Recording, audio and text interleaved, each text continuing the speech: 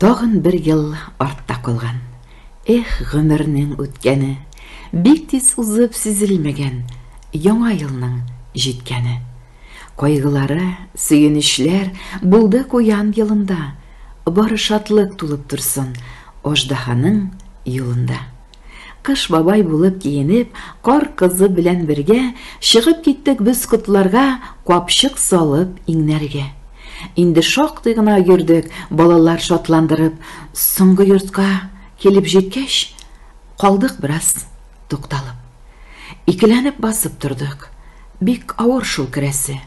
Свода халак булды Лилияның әткәсе.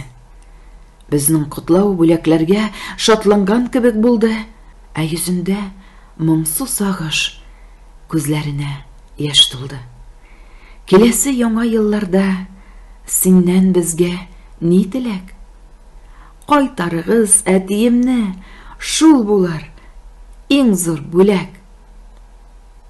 Исән сау кайтсыннар иде, яудан барлык батырлар. Ятим булып калмасыннар, бер гаепсез балалар.